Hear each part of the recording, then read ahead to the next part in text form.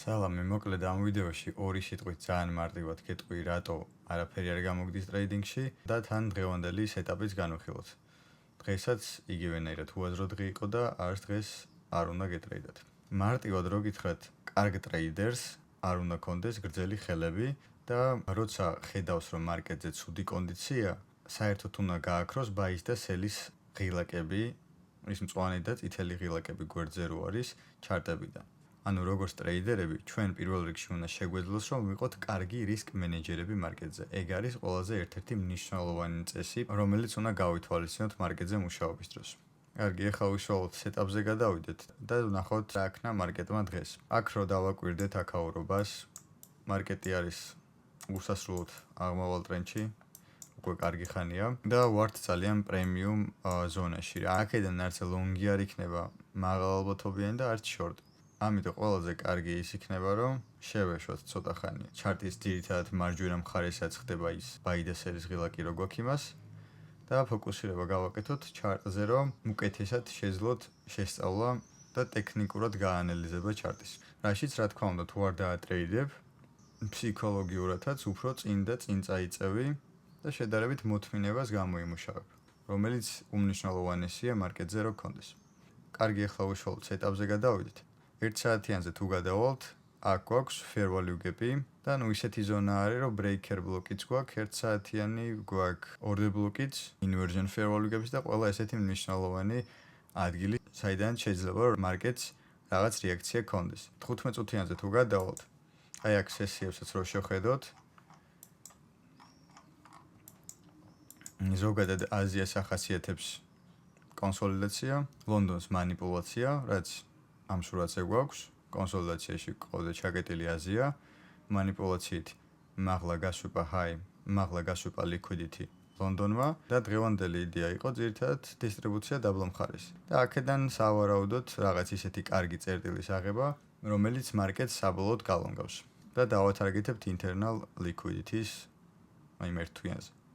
აქედან 1 წუთიანზე რო გადავიდეთ, D time frame-ის PDR-ი რაც არის 1 საათიან gap-ში ვართ შესული. აქედან გვქონდა ჩვენ კარგი displacement-ი, რომელიც დაფეილდა წინა low-ზე, 9.30-ის გახსნაზე. აქ პირველი fair value gap-ის დაგვიტოვა მარკეტმა. აქედან დაგვირეჯექტა აისროლა ფასი ზემოთ. ზემოთ საად ახლა? აქედან რომ ფასი ესე ძლიერად ჩამოვარდა, დაგვიტოვა ბევრი confirmation-ი short-ისთვის რა. პირველ რიგში fair value gap-ში ვართ, მე რაც შეგვიძლია აქ ვნახოთ. breaker block-ი აქ მარკეტს გაკეთებული, ეს იქნება შენი breaker block-ი. breaker block-ში გვაქვს fair value gap-ი და ზემოთ გვაქვს order block-ი გაკეთებული. ანუ საკმაო კონფირმაციები გვაქვს, საიდან გამომდინარე შეიძლება რომ მარკეტი დიდი ალბათობით ჩამოვიდეს დაბლა მხარეს. ნორმალურ სიტუაციაში, აი gap-ის 50%-დან შევიდოდით ტრეიდში, სტოპს დავაყენებდით წინა high-ზე და აქედან ტარგეტი, პირველი ტარგეტი წინა low, ხო? ეხლა რატო არ შევედით დღეს ტრეიდში? რა თქმა უნდა, პირველი მიზეზი ის, რომ ვართ ძალიან პრემიუმ ზონაში და მეორე ერთ-ერთი ყველაზე მნიშვნელოვანი. აგერ აქ ხედავთ, 10 საათი სრულდება, 9 საათზე რა ხდება, იხსნება ხოლმე ახალი 4 საათიანი სანთელი, რომელსაც ძირითადად манипуляცია ახასიათებს ხოლმე და შემდეგ იმ კონკრეტული მოძრაობის გაკეთება, რომელსაც აპირებს ხოლმე და პლუს თუ დავაკვირდებით დაბლა აქ, ქონდა ორიცალი ნიუსი. როგორც ვიცით, ნიუსებს ახასიათებს უაზრო მოძრაობები მარკეტზე, რომელიც ძირითადად liquidity-ს იღებს ხოლმე რა.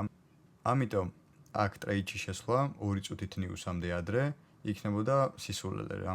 აქედან გამომდინარე, აქ ტრეიდი არ ავიღეთ, ნიუსმაც დიდი ვერაფერი ვერ ქნა, საერთოდ რეაქცია დიდად არ ქონდა მარკეტზე. ჩამოგვიგდო ფასი, მიარტყა პირველ take profits და სადღაც აი აქ ქონდა უკვე 50% Fibonacci-ის დონის მარკეტს რა. აი ეს წინა low-დან ბოლო high-მდე რო გაგვეზომა. პლუს ეგ ადგილი, პლუს 15 წუთიან gap-ში ვიყავით აქ, რომელიც დაგვირისფექტა. აქ SMT-ც იყო low-ებზე. და აქედან ფასი წავიდა მაღლა. ანუ ტრეიდში რო ყოფილიყავით, შეგვიძლია აქაც გამოსულიყავით სრული პოზიციით. ან კიდევ სტოპი break-even-ზე ჩამოგვეწია და დავალდებოდით უკვე ლონდონის low-ს მოხსნას. ეს იყო დღევანდელი ტრეიდის იდეა.